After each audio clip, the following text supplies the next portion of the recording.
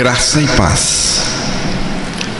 Vamos ouvir uma leitura em Hebreus, capítulo 2, versículos 14 e 15.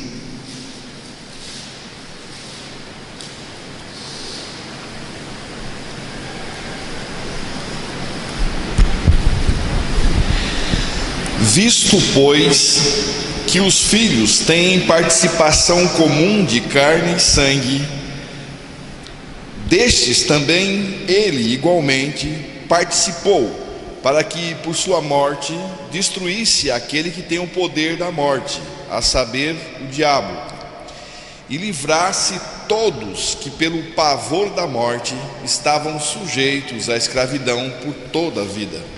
Que Deus revele a sua palavra aos nossos corações. A morte de Cristo destruiu o poder de Satanás. O texto diz: para que por sua morte destruísse aquele que tem o poder da morte, a saber, o diabo, e livrasse todos os que pelo pavor da morte estavam sujeitos à escravidão por toda a vida. Este texto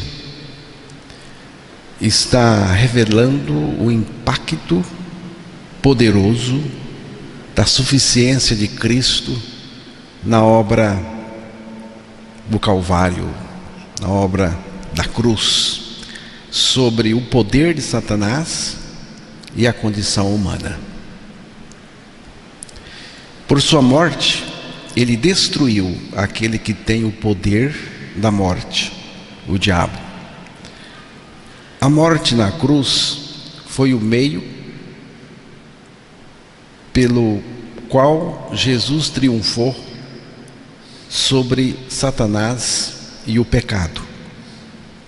Ele tomou sobre si os pecados da humanidade, cumprindo a justiça de Deus, destruindo todos eles.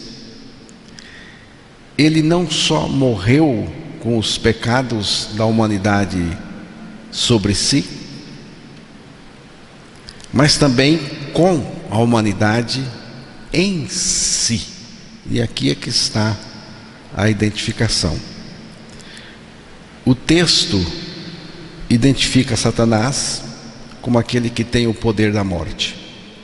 Mas isso não significa que Satanás tem controle soberano sobre a morte, mas apenas como aquele que introduziu o pecado no mundo e o pecado trouxe a morte.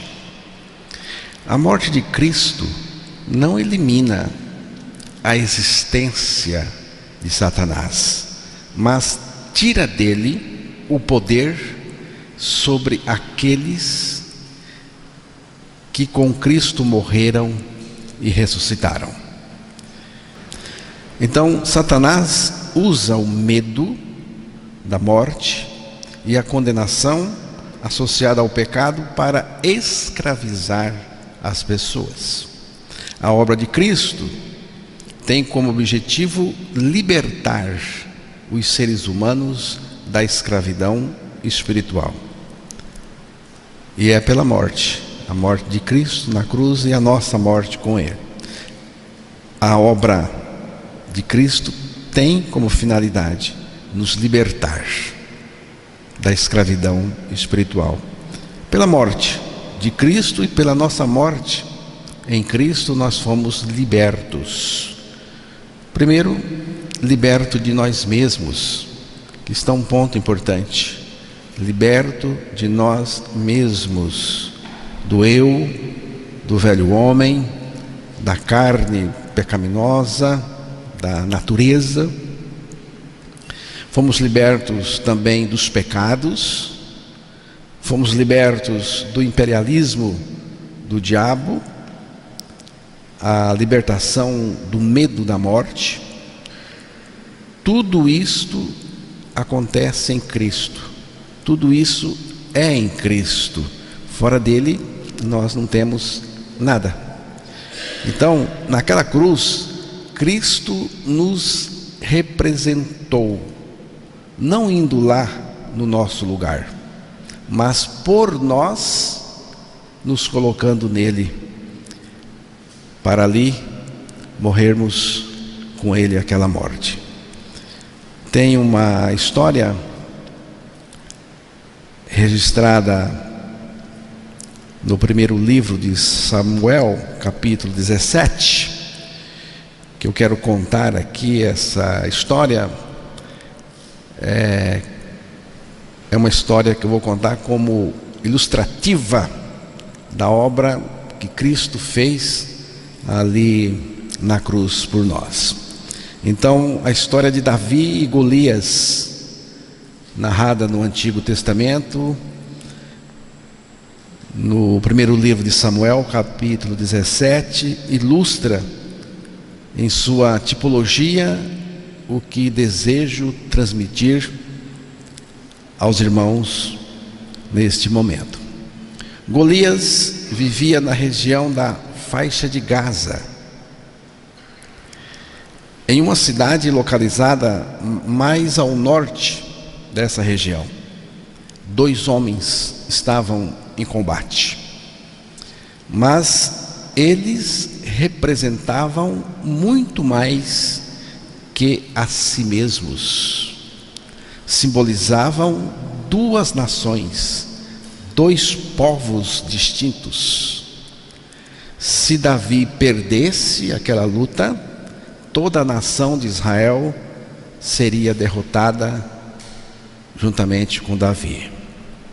Mas se ele vencesse, Israel inteiro compartilharia dessa vitória. Davi era o representante de Israel. Nele, todo o povo estava representado, estava identificado. Naquele momento, Davi assumiu o papel de um homem coletivo, representando todos os israelitas e, de certa forma, ecumênico, pois sua vitória transcenderia os limites individuais. Davi venceu, e com ele Israel foi mais que vencedor. Por que mais que vencedor? Porque Israel não lutou, Davi lutou. Israel estava representado em Davi. Davi venceu, Israel venceu. Sua vitória foi a vitória de toda a nação. Da mesma forma, Cristo é para nós o nosso representante. Houve um dia em que ele enfrentou o maior de todos os inimigos para conquistar uma vitória total, cabal, terminante. Houve um dia em que o Senhor Jesus Cristo foi à cruz para conquistar uma vitória total sobre todos os seus inimigos. Cristo venceu e compartilhou conosco a sua vitória. Como está escrito na primeira carta aos Coríntios, capítulo 15, versículo 57. Mas graças a Deus que nos dá a vitória por meio de nosso Senhor Jesus Cristo. Na gruta onde Jesus foi sepultado, não há restos mortais, mas sim o anúncio da vitória sobre a morte. Não está aqui, ressuscitou. Jesus venceu a morte, venceu aquele que tinha o poder sobre a morte, venceu o pecado e venceu o pecador. Venceu o pecador. Venceu o pecador, crucificando esse pecador com ele. Estou crucificado com Cristo e vivo não mais eu, mas Cristo vive em mim. Irmãos, só assim eu sou vencido. Nada mais pode vencer esse eu, esse ego, esse homem velho. Então, a vitória de Cristo é a nossa vitória. Ele triunfou no mundo, triunfou na cruz, triunfou na ressurreição e agora vive a sua vitória eterna em nós, em cada um de nós e na sua igreja. Um dia eu vou dormir, estou me referindo à morte física, mas no outro eu vou ressuscitar, porque haverá ressurreição. E vou ressuscitar não mais com um corpo capenga como esse que eu tenho aqui, que está se acabando, mas com um corpo semelhante ao corpo que Jesus ressuscitou. Quem diz isto? Quem que diz isto? A palavra de Deus. Não sou eu não, é a palavra de Deus, e eu creio nela. Eu creio na palavra de Deus, eu confio nela. Eu creio que a palavra de Deus é totalmente confiável. Lá na cruz, Cristo colocou um ponto final sobre o poder do demônio. A vitória de Cristo é a vitória contra o diabo. Mas essa vitória é também minha. O diabo tem suas revanches, porque ele é um mau perdedor. E ele tem suas revanches. São as revanches do pecado. O diabo insiste em prevalecer através do pecado. Mas a vida de Cristo em nós nos dá condição de sair de qualquer situação de pecado pecaminosa. A luta é grande. As contradições são muitas. E o inimigo não dá trégua. Mas seja qual for o adversário, pode ser o diabo, pode ser o mundo, pode ser o pecado, seja qual for o adversário que tivermos de enfrentar diante do poderoso campeão do Calvário, o Senhor Jesus Cristo, que está em nós, que é a nossa vida e vitória, tal adversário, seja ele qual for, é impotente. É impotente. Porque nós cremos na suficiência de Cristo e da obra dele. Então, nisto é que consiste a segurança de um cristão nascido de novo. A fúria de Satanás e do mundo incrédulo, instigado por Satanás, é contra Cristo e a sua obra na cruz. Preste bem atenção nesse ponto. A fúria, a raiva, o ódio de Satanás e do mundo incrédulo, instigado por Satanás, é contra Cristo e a sua obra na cruz. Satanás tem uma grande rixa contra Cristo, contra Jesus Cristo. Toda a sua fúria é contra Cristo. A coisa toda é contra Cristo. O único que tem um anti na palavra de Deus é Jesus Cristo. Ele é o único que tem um anti, o anticristo. O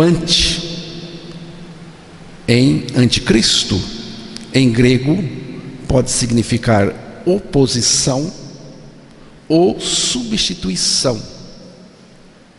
Assim, o anticristo pode ser visto como algo que se opõe fortemente a Cristo ou tenta usurpar seu lugar como Salvador e Rei. Cristo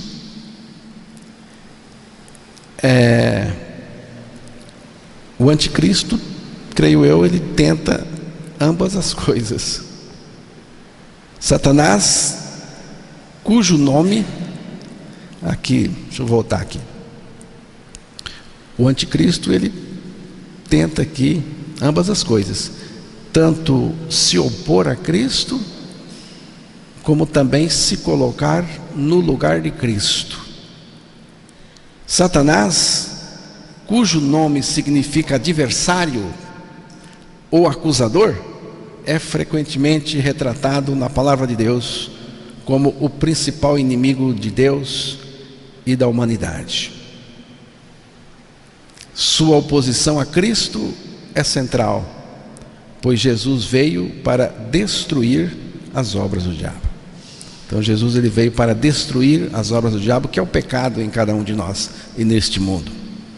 E ele veio para destruir as obras, que é destruir o pecado em cada um de nós, e remover aí o poder do diabo. A palavra apresenta Satanás como alguém que trabalha ativamente para enganar, dividir e afastar as pessoas de Jesus Cristo. Não pense que Satanás está tentando aí outra coisa. Todo o empenho dele e da equipe dele é uma só: é afastar as pessoas da singularidade de Cristo, da suficiência de Cristo. Jesus Cristo é a figura central no projeto de salvação. Toda a narrativa das Escrituras apontam para Cristo, para Jesus, como Salvador, Redentor, como Senhor, como Deus. Nesse sentido, a oposição concentrada contra Cristo faz sentido, pois Ele é quem traz a redenção e a vitória sobre o pecado e a morte. Essa rixa, que não é apenas uma rivalidade pessoal, mas uma guerra cósmica. Mas Jesus é o vitorioso, e Ele é o vitorioso desde sempre. Irmãos, Jesus nunca perdeu, nunca perdeu. Ele já veio vitorioso. O fato de o nomeado diretamente nas Escrituras ser anticristo destaca a importância e a centralidade de Jesus Cristo nas Escrituras. A palavra anticristo aparece em alguns versículos do Novo Testamento, especificamente nas epístolas de João. Esses versículos são, eu vou citar e ler aos irmãos. 1 João capítulo 2, versículo 18, onde está escrito: filhinhos, esta é a última hora. E assim como vocês ouviram que o anticristo vem, o singular, vem, ele vai vir ainda. Já agora, muitos anticristos têm surgido. Por isso sabemos que esta é a última hora. Tem o anticristo, a besta fera mesmo, que vai vir, e tem os anticristos. São aqueles que opõem a obra, o sacrifício de Cristo, a suficiência de Cristo. E o mundo está cheio deles, e as igrejas também, lamentavelmente.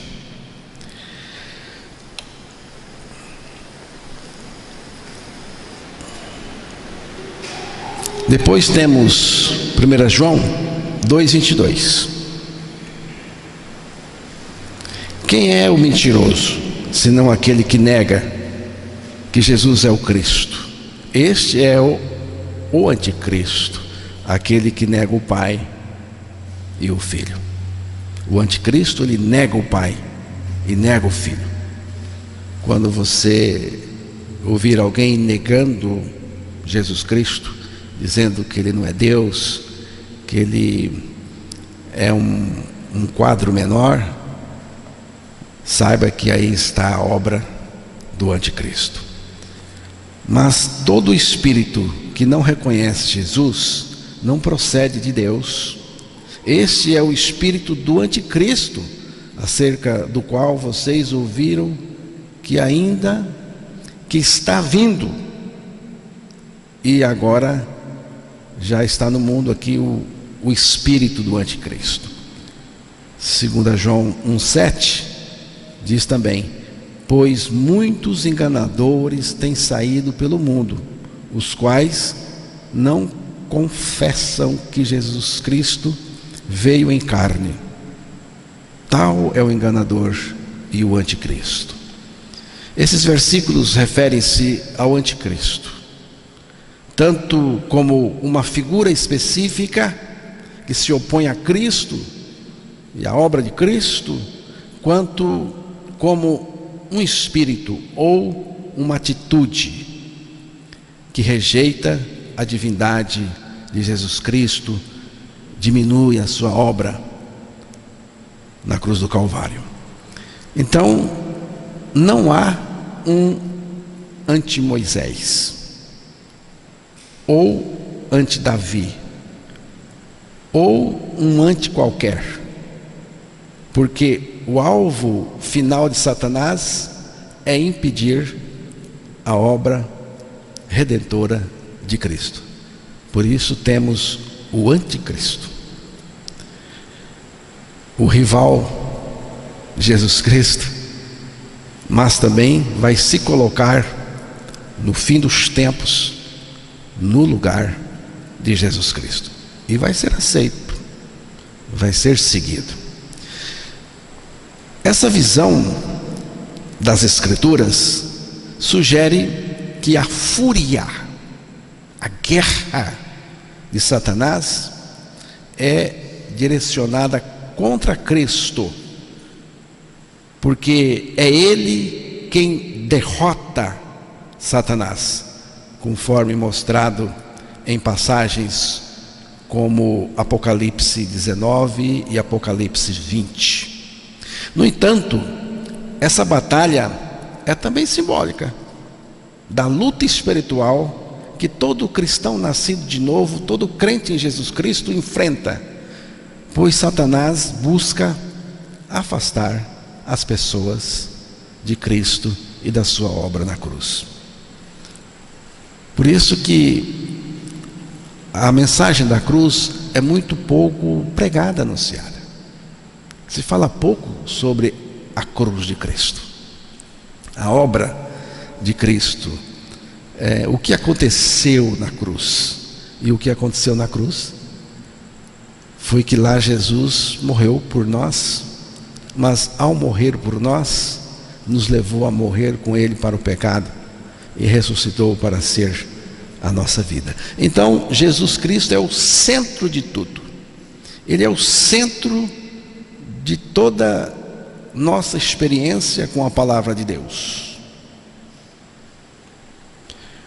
Todo o projeto de Deus está centralizado em Cristo, e fora de Cristo Deus não tem nada para ninguém. Fora de Cristo Deus não tem nada para você, nenhuma bênção, nenhuma. Todas elas nos é dada em Cristo Jesus, na pessoa dele. Então, irmãos, sair da revelação de Cristo, se a gente sair, nós vamos entrar num labirinto sem saída, sem volta. O projeto de Deus é nos crucificar com Cristo, para que Cristo seja o centro do nosso ser.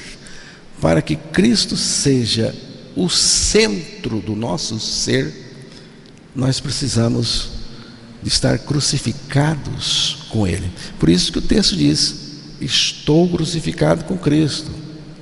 Só então Cristo vai poder viver em mim, ser o centro do meu ser. Então a igreja, que é a igreja de Cristo, precisa de três coisas. Três coisas. Primeira, a visão de Cristo crucificado e eu crucificado com Ele. A visão de Cristo crucificado. A igreja precisa dessa visão.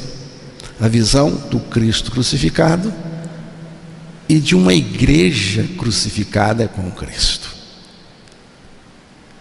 Essa é a visão que liberta totalmente. Olhai para mim e sede salvos, vós todos, os limites da terra, porque eu sou Deus e não há outro. Isaías capítulo 45, versículo 22. Então, olhar aqui é olhar através da palavra de Deus para Cristo Jesus na cruz, e eu na cruz com Ele nele. Esta visão tem que estar sempre diante de nós. Não podemos perder de vista este ponto. A segunda coisa que a igreja precisa, além da visão do Calvário, é a revelação de Cristo em nós. A revelação de Cristo em nós. Quando lhe agradou revelar o seu Filho em mim, disse o apóstolo Paulo em Gálatas capítulo 1, versículos 15 e 16. Temos de ganhar não só a visão do Calvário, a visão do Cristo crucificado, de uma igreja crucificada com Cristo, mas também a revelação de Cristo em mim. Cristo em mim, Cristo em nós. A revelação do Cristo vivo no meu interior. A revelação é de Cristo ressurreto no meu interior. A vida ressurreta de Cristo é revelada por Deus, ou é a revelação de Deus no meu interior. E a terceira coisa é a manifestação de Cristo no nosso viver, a partir do nosso interior. Colossenses capítulo 3, versículo 4, pode ser lido?